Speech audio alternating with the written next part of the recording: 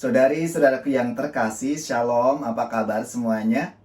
Berjumpa kembali bersama saya Inspirasiku di Antara.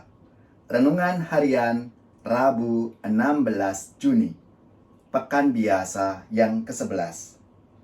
Semoga kita selalu dalam keadaan baik, sehat, dan tentunya tetap bersemangat. Marilah kita mengawali renungan kita dengan tanda kemenangan Kristus. Dalam nama Bapa dan Putra dan Roh Kudus. Amin. Allah Bapa yang Maha Murah, Engkau telah menaruh belas kasih kepada kami. Ajarilah kami untuk selalu mengasihi sesama dan mendermakan dengan tulus ikhlas apa yang telah kami terima dari kemurahan-Mu.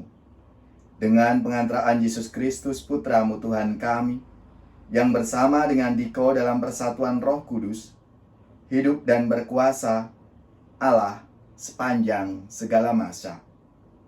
Dalam nama Bapa dan Putra dan Roh Kudus. Amin. Inspirasi kita hari ini dari Injil Yesus Kristus menurut Matius. Bab 6, ayat 1-6 dilanjutkan ayat 16-18. Marilah bersama-sama kita baca dan kita renungkan sabda Tuhan hari ini. Dalam khotbah di bukit, Yesus bersabda, "Hati-hatilah, jangan sampai melakukan agamamu di depan orang supaya dilihat. Sebab jika demikian, kalian takkan memperoleh upah dari Bapamu yang di surga. Jadi, apabila engkau mencanangkan hal itu seperti yang dilakukan orang-orang munafik di rumah-rumah ibadat dan di lorong-lorong supaya dipuji orang, Aku berkata kepadamu, mereka sudah mendapat upahnya. Tetapi jika engkau memberi sedekah, janganlah tangan kirimu tahu apa yang diperbuat tangan kananmu.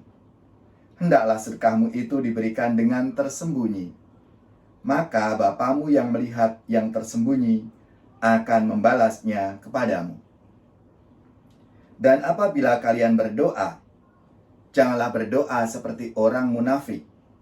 Mereka suka mengucapkan doanya dengan berdiri dalam rumah-rumah ibadat dan di tikungan-tikungan jalan raya supaya mereka dilihat orang. Aku berkata kepadamu, mereka sudah mendapat upahnya. Tetapi, jikalau engkau berdoa, masuklah ke dalam kamarmu, tutuplah pintu, dan berdoalah kepada Bapamu yang ada di tempat tersembunyi. Maka Bapamu yang melihat yang tersembunyi akan membalasnya kepadamu. Dan apabila kalian berpuasa, janganlah muram mukamu, seperti orang munafik. Mereka mengubah air mukanya supaya orang melihat bahwa mereka sedang berpuasa. Aku berkata kepadamu, sesungguhnya mereka sudah mendapat upahnya. Tetapi apabila engkau berpuasa, minyakilah kepalamu dan cucilah mukamu, supaya jangan dilihat orang bahwa engkau sedang berpuasa, melainkan hanya oleh Bapamu yang ada di tempat tersembunyi. Maka Bapamu yang melihat yang tersembunyi akan membalasnya kepadamu." Demikianlah Injil Tuhan. Terpujilah Kristus. Saudari-saudaraku yang terkasih, kita pasti ingat akan pepatah yang mengatakan bahwa hasil tidak pernah mengkhianati usaha. Orang yang tekun, bekerja keras, tentu akan menghasilkan buah yang berlimpah. Lalu sebaliknya, orang yang malas ogah-ogahan tentu tidak menghasilkan apa-apa yang mereka banggakan. Dan pepatah ini benar dan terjadi dalam realitas kehidupan kita.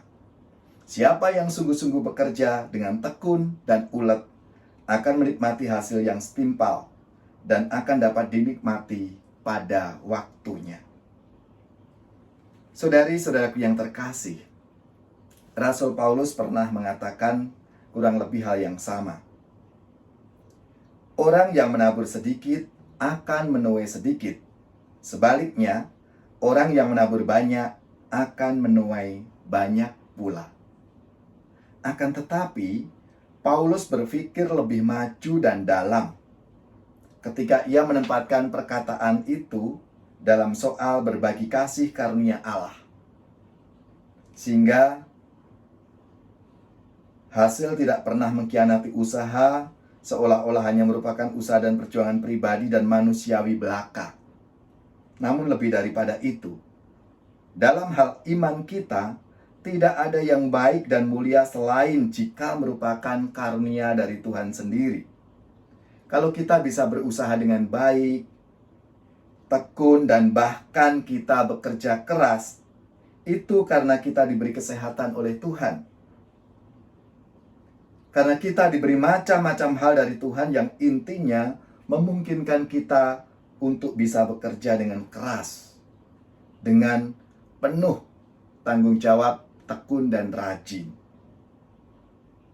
Itulah sebabnya Paulus berkata bahwa Allah sanggup melimpahkan segala kasih karunia kepada kita agar kita senantiasa berkecukupan di dalam segala sesuatu dan malah berkelebihan di dalam pelbagai kebajikan.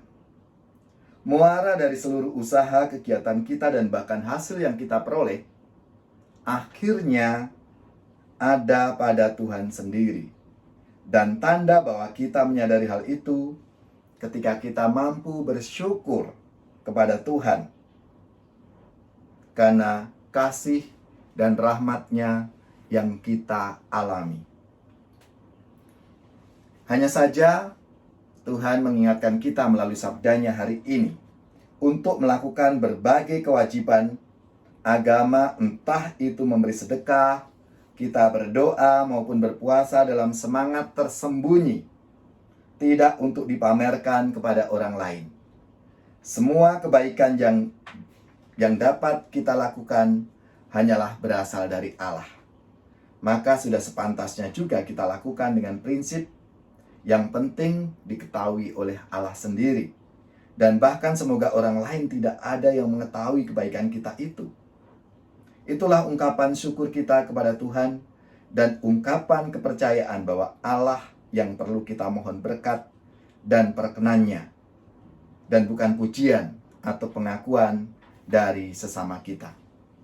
Saudari-saudaraku yang terkasih, marilah kita mohon rahmat-Nya supaya kita diberikan semangat untuk mengabdi melayani Tuhan melalui sesama kita dengan tidak memamerkan apa yang kita lakukan itu. Biarlah itu semua Tuhan sendiri yang melihatnya.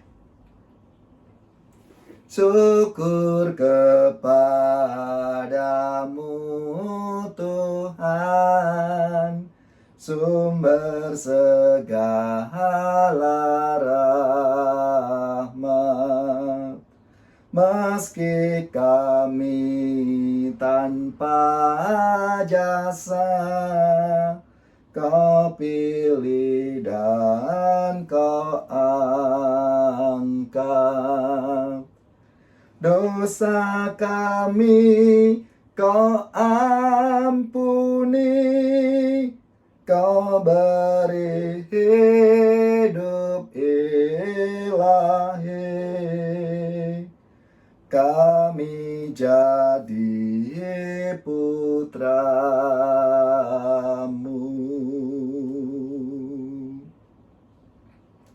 Marilah kita mengakhiri renungan kita dengan mohon berkat Tuhan. Semoga saudari-saudara sekalian, keluarga-keluarga, orang-orang yang kita doakan, mereka yang sakit, yang menderita, seluruh tugas, belajar, pekerjaan, usaha, serta karya pelayanan kita, dibimbing, dilindungi, dan diberkati oleh Allah yang Maha Kuasa, Bapa, Putra, dan Roh Kudus.